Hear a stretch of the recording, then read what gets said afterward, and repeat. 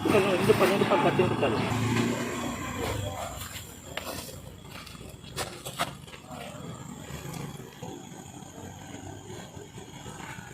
Namo. Siapa namo?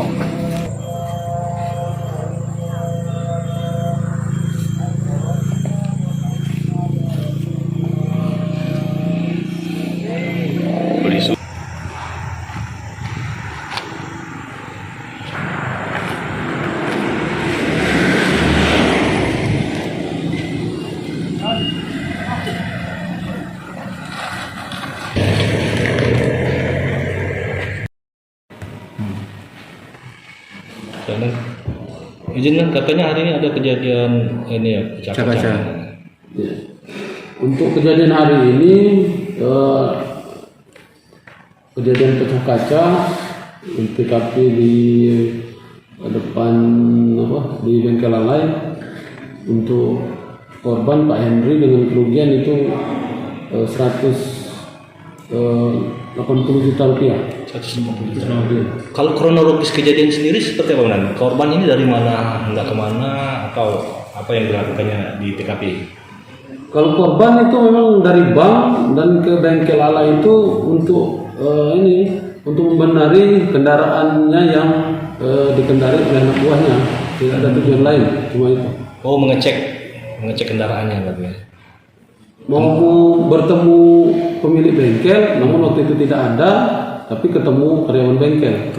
Nah, pada saat dia memarkirkan kendaraannya itu terjadi pecah kaca. Bukan di jalan umum. Oh. Berarti korban sempat melihat pelaku? Korban melihat pelaku setelah alarm berbunyi. Setelah melakukan pengejaran, namun karena pelaku sudah menaik kendaraan, tidak sempat. Mengejar pakai mobil atau jalan kaki? Berlari. Jalan kaki, kemudian pelaku naik sepeda motor. Ada terlihat oleh korban pelaku berjumlah berapa orang? Dua orang. Untuk jenis kendaraan sendiri, motornya sendiri? Untuk jenis kendaraan jenis bebek. Iya, jenis bebek. Nah, terkait kejadian ini sendiri apa yang sudah kita lakukan, Mas?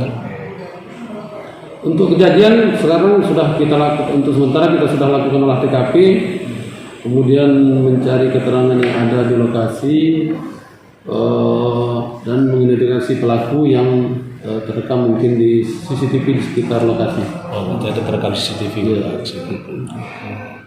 Bisa. Dari Bang BCA kan? Benar, ini kan sudah ada 2 kali dengan yang kemarin. Dari pemeriksaan awal kita, analisa awal kita, apakah pelaku ini sama atau identitas yang ada sama kita itu berbeda. Yang kemarin lebih muda dan sekarang mungkin lebih tua dari sekarang dari yang kemarin. Dari ciri-ciri yang ada berbeda dengan yang kemarin dan hari ini. Dan korban sendirian kan dalam mobil? Iya, bukan dalam mobil. Oh, turun dari mobil. Dari mobil sendirian. Ke bank sendirian. Iya, sendirian.